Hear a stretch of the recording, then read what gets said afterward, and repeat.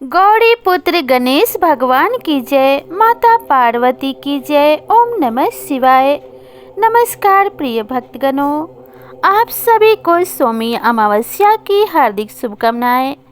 अप्रैल की अमावस्या 8 अप्रैल सोमवार को है। चैत्र माह में पड़ने वाली अमावस्या महत्वपूर्ण मानी जाती है और अगर यह सोमवार और शनिवार को पड़े तो इसका महत्व कई गुना बढ़ जाता है। इस कारण इसे सोमवती अमावस्या के नाम से जाना जाता है। इस दिन देवों के देव महादेव और मां पार्वती की विशेष पूजा और व्रत करने का विधान है। इसके साथ ही पितरों का तर्पण भी किया जाता है। शास्त्रों के अनुसार सोमवती अमावस्या पर स्नान दान करने से पितरों का आशीर्वाद प्राप्त होता है। इस दिन भगवान शिव के साथ मां पार्वती की उपासना से साधक को सुख शांति मिलती है और व्रती को अखंड सौभाग्य, खुशहाली और पितरों का आशीर्वाद मिलता है। सनातन धर्म में अमावस्या तिथि का बहुत ही ज़्यादा महत्व है। यह दिन पितरों की पूजा और तर्पण को भी समर्पित माना जाता है। चैत्र माह कृष्ण पक्ष की अमावस्या तिथि का आरंभ 8 अप्रैल को सुबह 3:21 से होगा और इस तिथि का समापन रात को 11:50 पर होगा। ऐसे में सोमवती अमावस्या 8 अप्रैल को मनाई जाएगी। ज्योतिष शास्त्र में इस दिन को लेकर कई नियम बताए गए हैं जिनका पालन करना अति आवश्यक है। इस दिन भगवान शिव का महामृत्युंजय मंत्र का जाप करना चाहिए। साथ ही भगवान शिव के अभिषेक से विशेष लाभ मिलता है। ऐसा करने से आर्थिक तंगी दूर होती है और घर में धन के आगमन के मार्ग खुलते हैं। पीपल वृक्ष की 108 परिक्रमा करें। पीपल वृक्ष में फेरी देने से अनंत गुना फल की प्राप्ति होती है। इस पर ब्रह्मा, विष्णु और शिव वास करते हैं। शास्त्रों के अनुसार अमावस्या के दिन गंगा या अन्य किसी पवित्र नदी अथवा जल कुंड में स्नान करना अति फलदायी माना जाता है। अमावस्या को पूजा करने से पितृ प्रसन्न होते हैं। चैत्र अमावस्या विक्रम संवत वर्ष का अंतिम दिन होता है। विक्रम संवत को आम भाषा में हिंदू वर्ष के भी नाम से जाना जाता है। इसके बाद चैत्र शुक्ल प्रतिपदा तिथि आती है जो संवत का पहला दिन होता है। कहते हैं चैत्र शुक्ल पक्ष की प्रतिपदा तिथि के दिन ब्रह्मा जी ने सृष्टि की रचना की थी।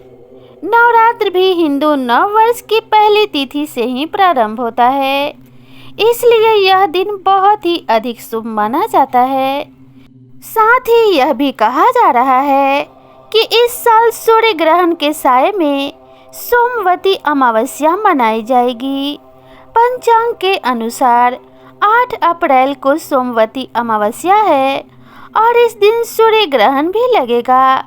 अमावस्या तिथि की शुरुआत 8 अप्रैल सुबह 8:21 पर होगा और रात में 11:50 पर समाप्त होगा। इसी दिन ही रात्रि में 9:12 से सूर्य ग्रहण शुरू होगा और अगले दिन सुबह 1:20 पर इसका समापन होगा। हिंदू धर्म में चैत्र माह की अमावस्या तिथि के दिन पवित्र नदी में स्नान दान और पुण्य करना तथा दीप दान करना भी बेहद पुण्यदायी माना जाता है। पितृ दोष से मुक्ति पाने और जीवन में सुख, समृद्धि और खुशहाली की कामना करते हुए इस दिन कई विशेष उपाय किए जाते हैं। तो आइए जानते हैं राशि अनुसार सोमवती अमावस्या के दिन कौन सा उपाय करना चाहिए। मेष राशि वालों को सोमवती अमावस्या के दिन शिवलिंग पर कच्चा दूध और काला तिल अर्पित करना चाहिए। वृषभ राशि वालों को शिव जी को प्रसन्न करने के लिए शिवलिंग पर जला अभिषेक करना चाहिए और शिव जी को बेल पत्र अर्पित करना चाहिए। मिथुन राशि को सोमवती अमावस्या के दिन शिवलिंग पर शहद से अभिषेक करना चाहिए और भोलेनाथ के बीज मंत्र ओम नमः शिवाय का जप करना चाहिए। कर्क राशि वालों को इस दिन शनि देव की पूजा करनी चाहिए और उन्हें सरसों का तेल शनि देव को अर्पित करना चाहिए। सिंह राशि के जातक भोलेनाथ को प्रसन्न करने के लिए शिवलिंग पर गाय का शुद्ध देसी घी अर्पित कर सकते हैं। कन्या राशि वालों को पीपल के पेड़ पर जल, अक्षत और फूल अर्पित करना चाहिए।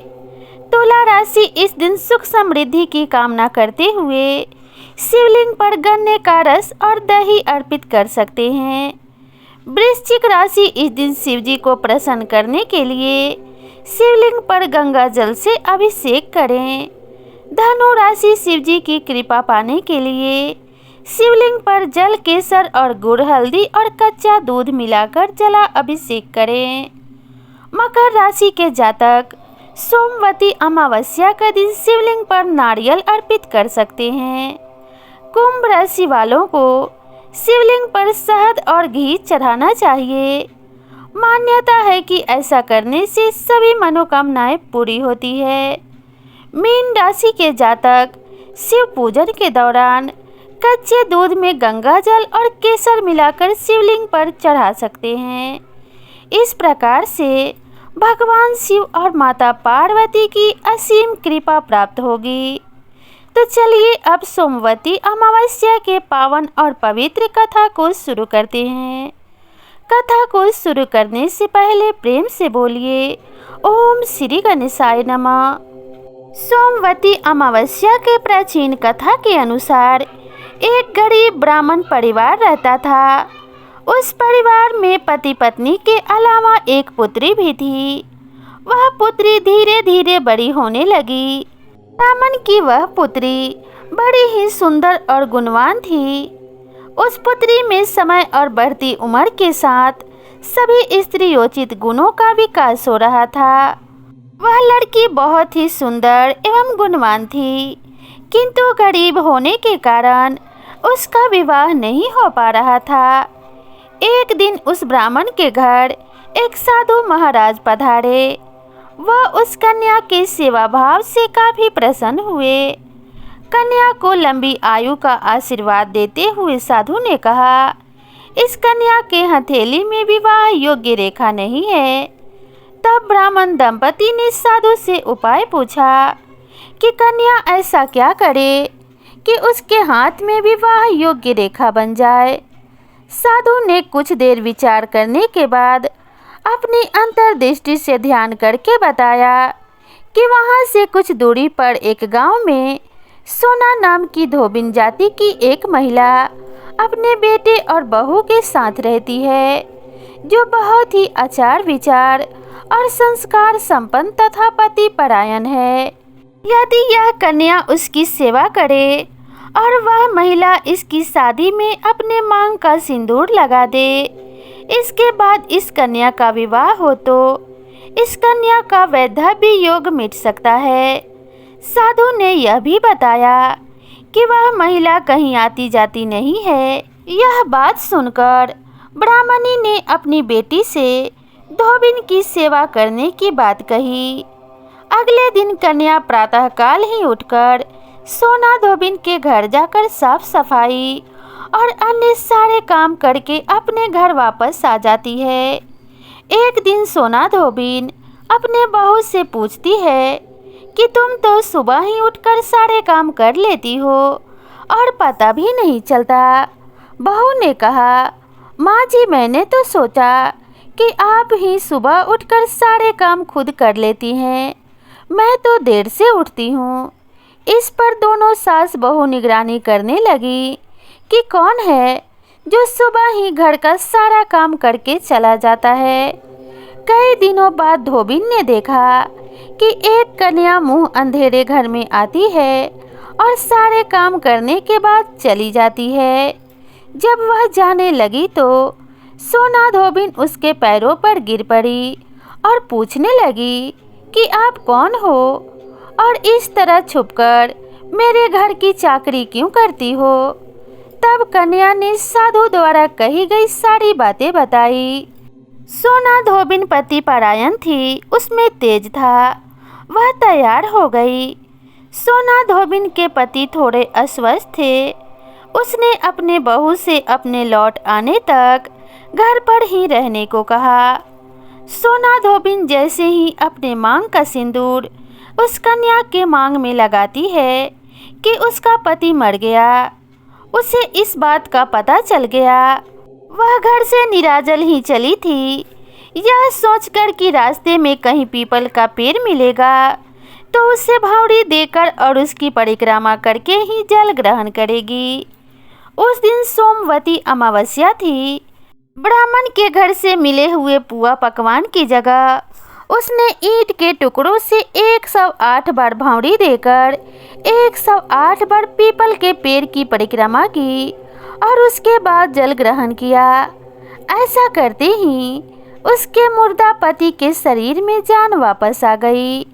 धोबिन का पति वापस जीवित हो उठा।